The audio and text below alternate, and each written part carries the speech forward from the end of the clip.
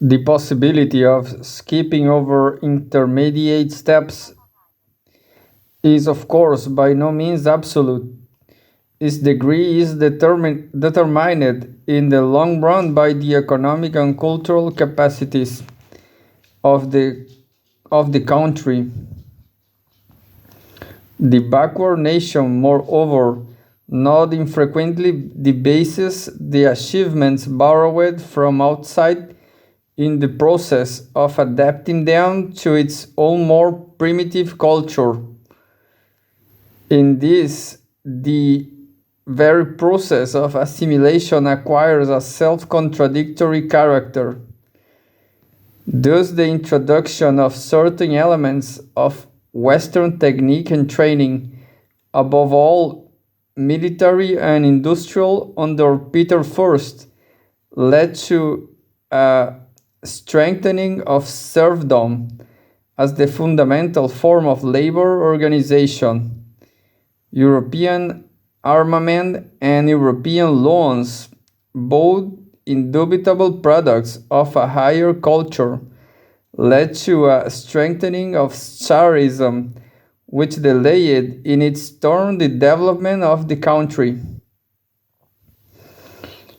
The laws of history have nothing in common with a pedantic schematism. Uneveness, the most general law of the historic process, reveals itself most sharply and complexly in the destiny of the backward countries. Under the whip of external necessity, their backward culture is compelled to make leaps. From the universal law of uneveness, thus derives another law which, from the lack of a better name, we may call the law of combined development, by which we mean a drawing together of the different stages of the journey, a combining of the separate steps, and amalgam of archaic with more contemporary forms. Without this law to be taken, of course, in its whole material content, it is impossible to understand the history of Russia, and indeed of any country of the second, third, or tenth cultural class. Under pressure from richer Europe, the Russian states swallowed up a far greater relative part of the people's wealth than in the West, and thereby not only condemned the people to a twofold poverty, but also weakened the foundations of the possessing classes.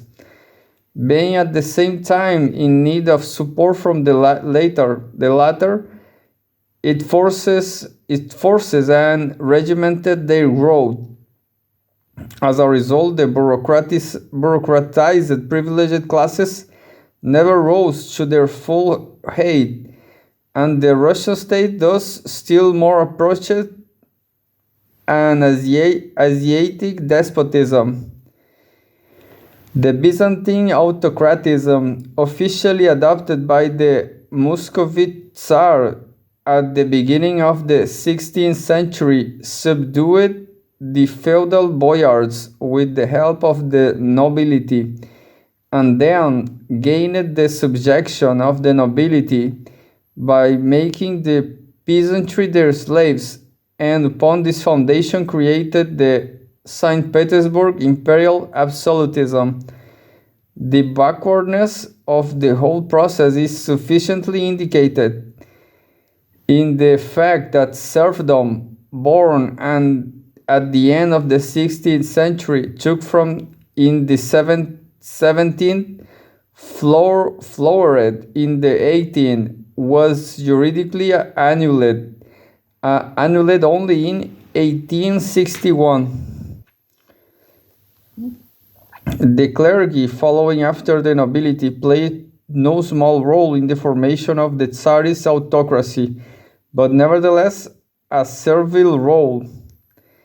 The church never rose in Russia to that commanding aid which it attained in the Catholic West. it was satisfied with the role of spiritual servant of the autocracy and counted this a recompense for its humility.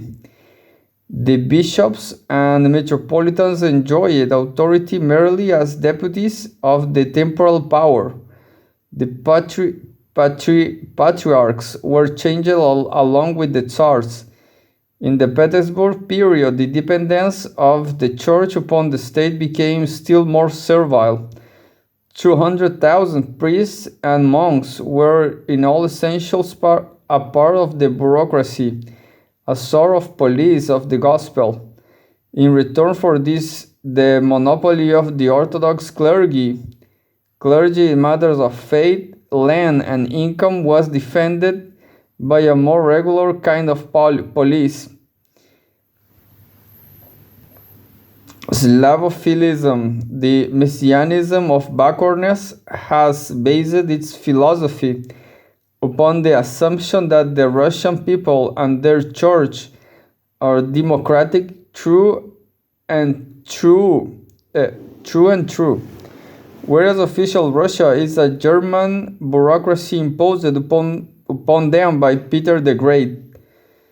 Ma remarked upon this theme in the same way the Teutonic jackasses blamed the despotism of Frederick II upon the French, as though backward slaves were not always in need of civilized slaves to train them. This brief comment completely finished off not only the old philosophy of the Slavophilists, but also the latest revelations of the racists. The meagerness not only of Russian feudalism, but of all the old Russian history finds its most depressing expression in the absence of real medieval cities as centers of commerce and craft. Handicraft did not succeed in Russia in separating itself from agriculture, but preserved its character of home industry. The old Russian cities were commercial, administrative, military, and manorial centers of consumption, consequently not of production. Even Novgorod,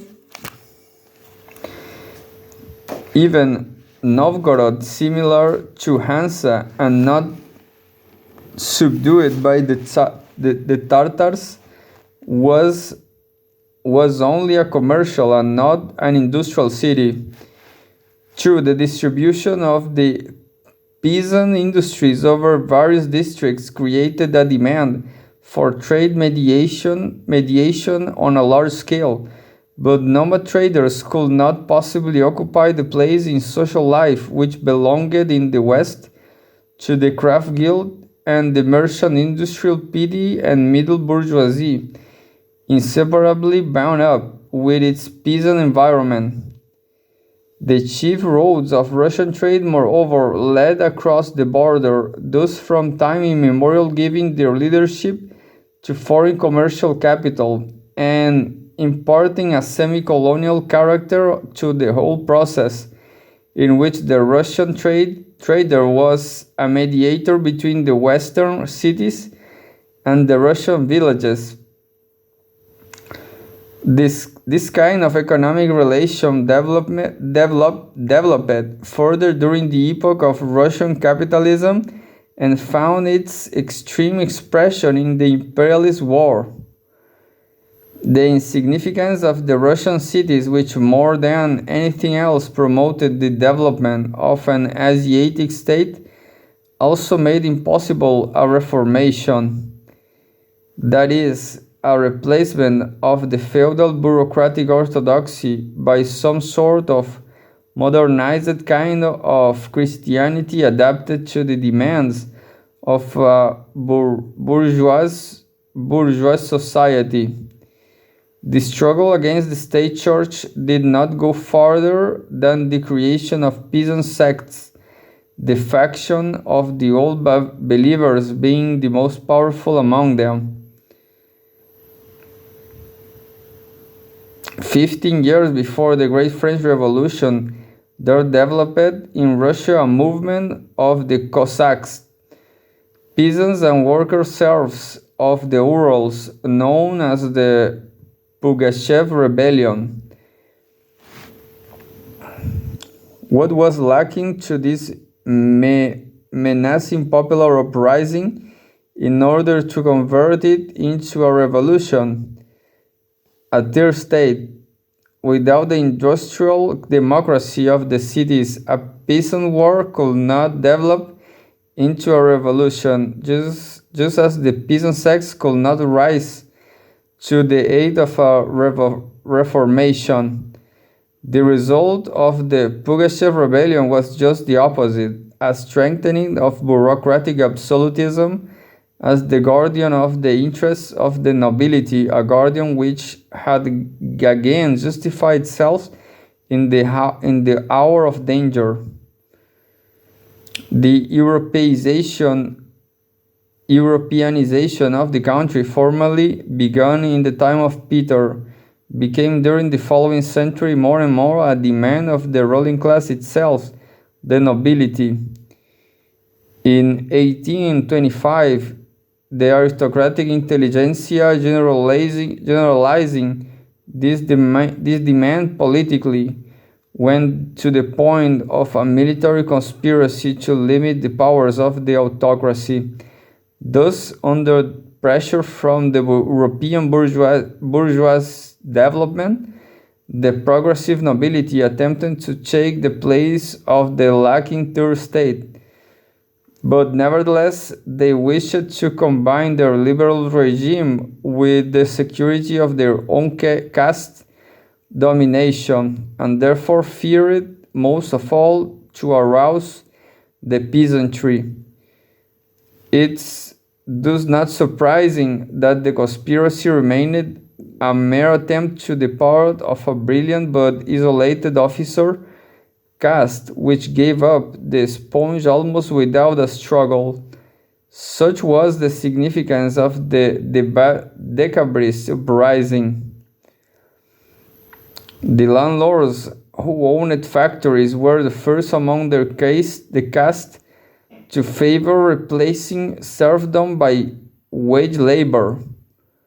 The growing export of Russian grain gave an impulse in the same direction. In 1861, the noble bureaucracy, relying upon the liberal landlords, carried out its peasant reform. The impotent bourgeois liberalism during this operation played the role of humble chorus. It is needless to remark that Tsarism solved the fundamental problem of Russia. The agrarian problem is in a more niggardly and thieving fashion than that in which the Prussian monarchy during the next decade was to solve the fundamental problem of Germany, its national consolidation. The solution of the problems of one class by another, its own of those combined methods natural to backward countries. The law of combined development reveals itself most indubitably, however, in the history and character of Russian industry. A rising late Russian industry did not repeat the development of the advanced countries, but inserted itself into this development, adapting their latest achievements to its own backwardness. Just as the economic evolution of Russia as a whole skipped over the epoch of craft guilds and manufacture, so also the separate branches of industry made a series of special leaps over technical productive stages that had been measured in the West by decades. Thanks to this, Russian industry developed at certain periods with extraordinary speed, Between the first revolution and the war, industrial production in Russia approximately doubled. This has seemed to certain Russian historians a sufficient basis for concluding that we must abandon the legend of backwardness and slow growth. In reality, the possibility of this swift growth was determined by that very backwardness which, alas, continued not only up to the moment of liquidation of the old Russia, but as her legacy up to the present day. The basic criterion of the economic level of a nation is the productivity of labor, which in its turn depends upon the relative weight of the industries in the general economy of the country. To the eve of the war, when Tsarist Russia had attained the highest point of its prosperity, the nation income per capita was 8 to 10 times less than in the United States. As fact, which is not surprising when you consider that 4 to 5 of the self-supporting population of Russia was occupied with agriculture, while in the United States, for everyone engaged in agriculture, 2 were engaged in industry. We must add that for every 100 square kilometers of land, Russia had, on the eve of the war, 0.4 kilometers of railroads, Germany 11.7, Austria-Hungary 7. Other comparative coefficients are of the same type. But it is just in the sphere of economy, as we have said, that the law of combined development most forcibly emerges. At the same time that peasant land cultivation as a whole remained right up to the revolution at the level of 17th century, Russian industry in its technique and capitalist structure stood at the level of the advanced countries, and in certain respects even outstripped them. Small enterprises involving less than 100 workers employed in the United States in 1914, 35% of the total of industrial workers, but in Russia 17.8%. The two countries had an approximately identical relative quantity of enterprises involving 100 to 1,000 workers, but the giant enterprises above 1,000 workers each employed in the United States 17.8% of the workers, and in Russia 41.4%. For the most important industrial district, the latter percentage is still higher. For the Petrograd district, 44.4%. For the Moscow district, even 57.3%. We get a like result if we compare Russia with British or German industry. This fact, first established by the author in 1908, hardly accords with the banal idea of the economic backwardness of Russia. However, it does not disprove this backwardness, but dialectically completes it. The confluence of industrial with bank capital was also accomplished in Russia with a completeness you might not find in any other country. But the subjection of the industries to the banks meant, for the same reasons, their subjection to the Western European money market. Heavy industry, metal, coal, oil, was almost wholly under the control of foreign finance capital, which which had created for itself an auxiliary and intermediate system of banks in Russia. Like industry was following the same road. Foreigners owned in general about 40% of all the stock capital of Russia.